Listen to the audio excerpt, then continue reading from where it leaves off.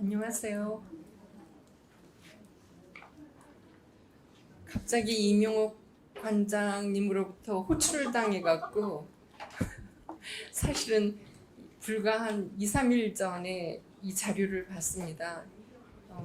막상 법률 33조 항을 받고 보니까 좀 책임이 막중하다고 생각이 들었고, 지난번 국립현대미술관에서 다른 심사를 하고 있는데 지금 TV에도 잘 나오는 모 평론가이면서 예술종합학교 교수인 분이 저한테 하는 얘기가, 선생님 작품값은 지금 거의 100배가 올랐는데 우리 글값은 너무 안 올라요. 원고료하고 그다음에 우리는 정말 외국에 가서 한 20, 30년 유학도 하고 돈을 작가들 못지않게 썼는데 원고료 그대로이고, 심지어 어느 정도로 심각하냐 하면 문화예술위원회에서 책정해 놓은 번역료가 본인이 창작해서 쓴 평론보다 번역료가 더 비쌉니다.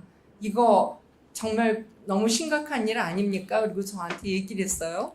그런데 제가 이번에 이명옥 관장님으로부터 이틀 전에 이제 이 33조 항을 받으면서 약간 당황한 것은 어떤 거냐면, 건축진흥을 하겠다고 했는데 건축을 진흥하기 위해서는 건축에 대한 개념이라든가 건축 전문가를 육성하기 위한 프로그램이 있어야 되는데, 이것은 이미 만들어진 건축물에 대한 판매와 유통에 대한 걸 어떻게 촉진할 것인가에 대한 항목이 이 전체 법률의 한 3분의 1을 차지하고 있고, 그리고 연구조사라든가 이 가치 생산을 하는데 진정 필요한 핵심은 아주 부수적으로 있어서 이거 너무 심각하지 않냐고. 그러면서 제가 이명옥 관장님한테 뭐라 그랬냐면, 읽어보니까 내가 이거 참여할 건지 모르겠다. 마치 공인중개사 자격증을 주는 일, 그거에 대한 것 같은 느낌이 들어서 이거 어떻게 된 건지 모르겠다고 얘기했는데, 저한테 좀 전에 얘기했던 우리 저작권료라든가 이론가들을 위한 어떤 진흥을 좀 하기 위한 대책을 만들어 달라고 주장했던 이 교수님께서 제가 오늘 여기 참석해서 발언하라고 그러니까 막상 본인은 그냥 잘 선생님이 해주시면 저는 고려를 받겠습니다 라고 이렇게 전화를 해온 거예요. 그래서 현실은 욕망하는 자들의 것이구나. 지금 우리 이론가들이나 또는 연구하는 사람들이 너무 소극적이다 보니까 여기서 다 누락됐구나, 이걸 좀 느끼면서 그냥 이명옥 관장님이 오늘 이 사회를 부탁한 걸 받아들였습니다. 전 사실 지금 벼락치기 해갖고 33조 항을 다 파악하고 있지도 못하고, 그리고 제가 약간 이 불균형하다고 생각했던 부분을 우리 도종환 의원님께서 말씀하실 때 오히려 장관님은 전체적인 걸 다 알고 계셨고, 저한테 지금 설명하실 때 보니까 균형이 오히려 잡혀 있으셨어요. 그래서 미술인들의 창작 활성화가 첫 번째로 말씀하셨고, 그 안에 전시나 또는 작품을 보관하기 위한 공간의 예산 지원, 그 다음에 지역미술 활성화를 위해서 그 지자체가 어떻게 협조해야 되는지, 그 다음에 우리 미술에 대한 그런 어떤 가치 생산을 확대하기 위해서는 근본적으로 국제교류가 이루어져야 되는 부분에 대한 거라든가, 마지막에 이제 연구조사 얘기를 하셨는데, 이렇게 균형이 잡혀 있었는데 우리 법률 조항에서는 지금 용어 정리에서부터 미술품은 이미 만들어진 벽돌과 같은 것으로 간주하고 있고, 이후의 저작권에 대해서 중점이 잡혀져 있고, 그 다음에 전체적으로 용어를 업자로 사용해서 정말 우리 문화예술에 대한 존중이라든가 이런 부분이 조금 너무 약하고 시장자본주의 질서 속에 너무 흡수당해 있는 게 아닌가 하는 약간 아쉬움이 있었습니다.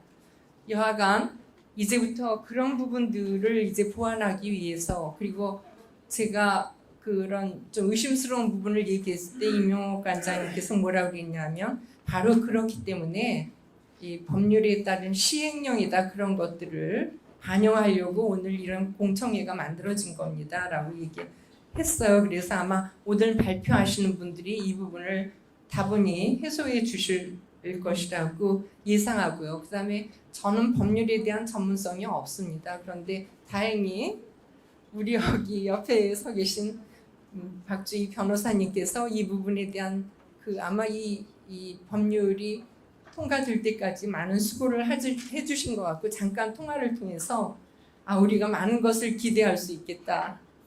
그래서 오늘 제가 이 진행하는 동안에도 옆에서 우리 예술인들이 그냥 전문 분야에서의 그 입장을 발표할 때 법률 조항에서 어떤 부분에 이거에서 스크린되어야 되는지 이런 것들을 옆에서 자문을 해주실 거라고 생각합니다.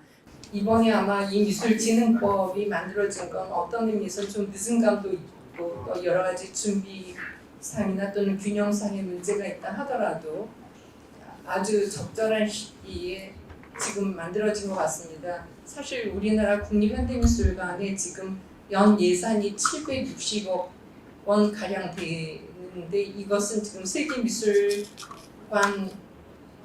국립미술관들이 사용하고 있는 예산으로 보면 우리가 지금 거의 5대 규모에 해당하는 막강한 국립미술관으로서 지금 우리가 자리 잡고 있고 이것은 세계 미술인이나 또는 미술시장이 볼 때 한국 미술관이 갖고 있는 위상이라는 게 막강한 파워로 보이는 상황이고 그 다음에 프리츠 같은 지금 세계 아트페어가 한국에 들어오려고 하고 있고 다른 아트페어들도 한국을 향해 오고 있고 지난번 요코하마에서 열렸던 아트페어에서 일본 미술수첩에 기사가 나기는 그 요코하마 아트페어가 별로 성공하지 못한 이유 중에 하나가 9월달에 한국에서 열리는 프리즈라든가 이 아트페어를 타깃으로 한 예술 애호가들의 관심이 이쪽에 몰려 있어서 일본이 성공을 하지 못한 것 같다는 리뷰 기사도 봤는데요. 이렇게 한국 미술 시장이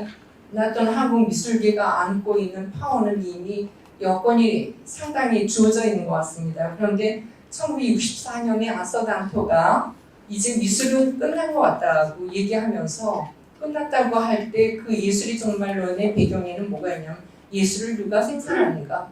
예술가 자신이 생산하는가? 아니라고 부정하는 거예요. 예술가가 생산하는 게 아니라 예술계가 생산한다.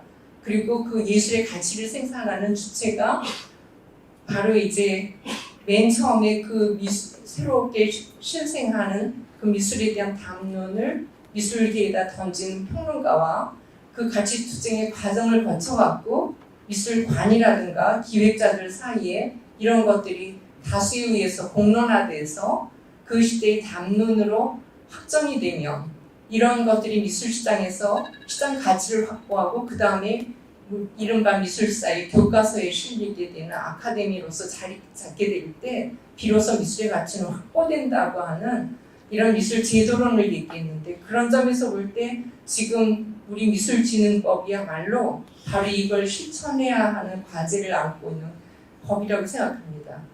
그런데 지금 오늘 앞에서 이제 작가분들이 현장에서 일어났던 경험에 근거해서 이제 말씀들을 해주셨는데 이제부터 김영원 선생님부터 시작해서 바로 그 미술계를 형성하는 데 있어서의 가치를 생산하는 분들의 담론이 이제 본격화돼야 되는데 이명옥 관장님께서 잠깐 브레이크 타임을 요청했어요. 약간 시키고 가려고 하는 것 같습니다.